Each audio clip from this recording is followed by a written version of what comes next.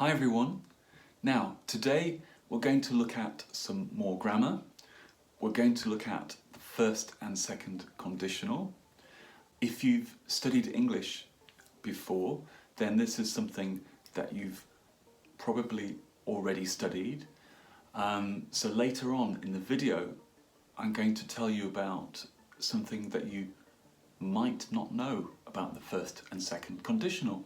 But first, let's look at what you probably already know.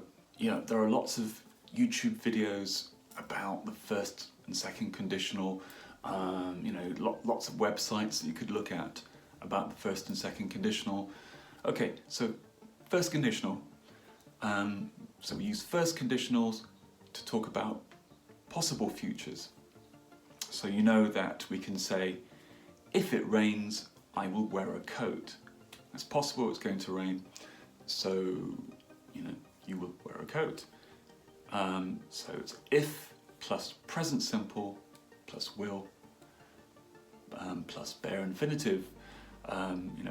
Will wear instead of will wear.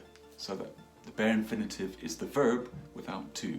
So in this case, wear, will wear. And then second conditional can be used to talk about an imaginary present or an imaginary future. Okay, so for example, if I had enough money, I would buy a car. So this is an imaginary present, isn't it? Because now I don't have enough money, so I can't buy a car. So I'm imagining if I had enough money now, I would buy a car. So you have if plus past simple plus would plus bare infinitive again, would buy. So that's an imaginary present, a present that we don't have. I don't have enough money to buy a car now. So that's an imaginary present. And as you also know, we can use the second conditional to talk about an imaginary future. If I won the lottery, I would buy a big house. So the chances of winning the lottery are very small in the future, so it's just imaginary, yeah? So again, it's if plus past simple plus would plus bare infinitive. If I won the lottery, I would buy a big house. Okay, so this is what you know already, this is what you've studied, okay?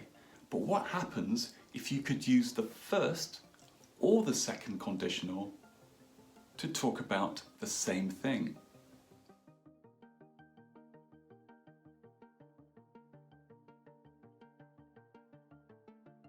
So, did you know that we can also use the first or the second conditional to talk about how sure we are about something that we're saying? Okay, so for example, if you wanted to talk about sport, let's say the World Cup,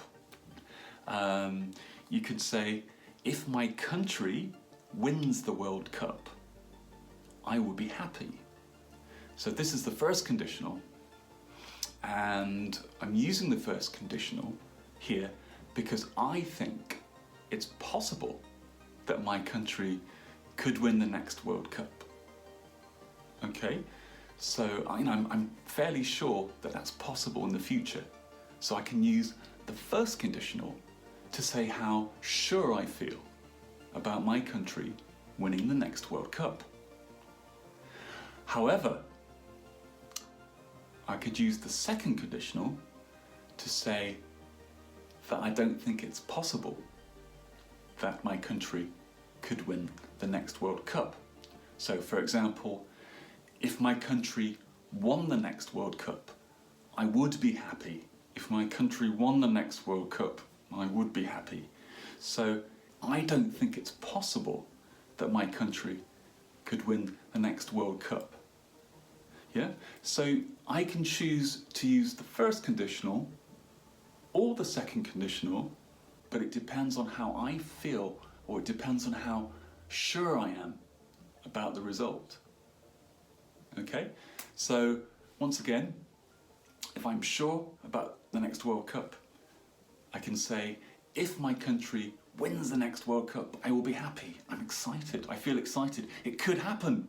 However, if I say, if my country won the next World Cup, I would be happy, then I don't think it's possible. So I hope you found that interesting. Next time you're thinking about something like this in conversation, you can choose the first conditional for feeling more sure and use the second conditional to say that you don't think it's possible. Thanks for watching. See you on the next video.